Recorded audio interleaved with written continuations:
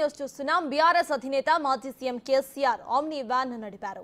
డాక్టర్ల సూచనతో ఆయన వాహనాన్ని నడిపారు. కొంతకాలం క్రితం బాత్రూంలో కాలు జారి పడ్డ కేసీఆర్ మెల్లిమెల్లిగా కోలుకుంటున్నారు.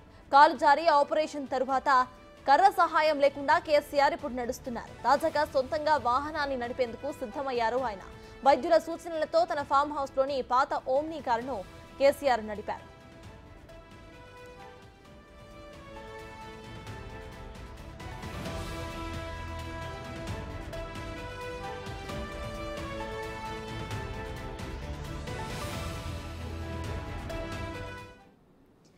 బీఆర్ఎస్ అధినేత మాజీ సీఎం కేసీఆర్ ఆమ్ని వ్యాన్ ను నడిపారు. ఇదే విషయంపై పూర్తి డీటెయిల్స్ మా ప్రతినిధి దుర్గారెడ్డి అందిస్తారు. దుర్గారెడ్డి, చెప్పండి. అయితే ఆయన కేసీఆర్ అటు కోలుకుంటూ ఉన్నట్టు తెలుస్తోంది. వాళ్ళ ఆమ్ని వ్యాన్ ను కూడా నడిపిన విజువల్స్ మనం ప్రెసెంట్ స్క్రీన్ మీద చూస్తున్నాము. అయితే ప్రెసెంట్ ఆయన హెల్త్ కి సంబంధించిన అప్డేట్ ఏంటి, అక్కడ డీటెయిల్స్ ఏంటి?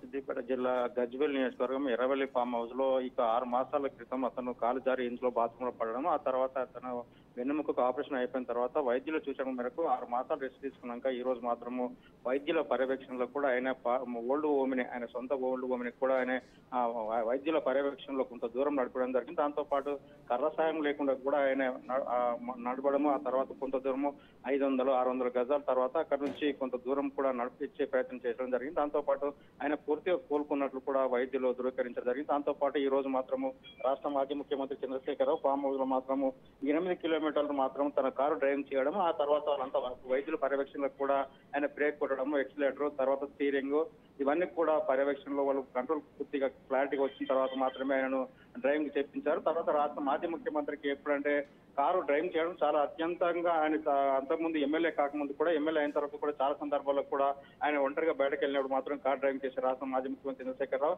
ఈ రోజు కారు నడిపడం, వైద్యం తర్వాత మంచి బాగుందని చెప్పిన తర్వాత వాళ్ళంతా వైద్య పర్యవేక్షణలో నడిపిన తర్వాత కుటుంబ సభ్యులు కూడా హ్యాపీగా ఫీల్ అవడం మనకు కొంత అక్కడ నుండి ఫామ్ హౌస్ సమాచారం వచ్చింది.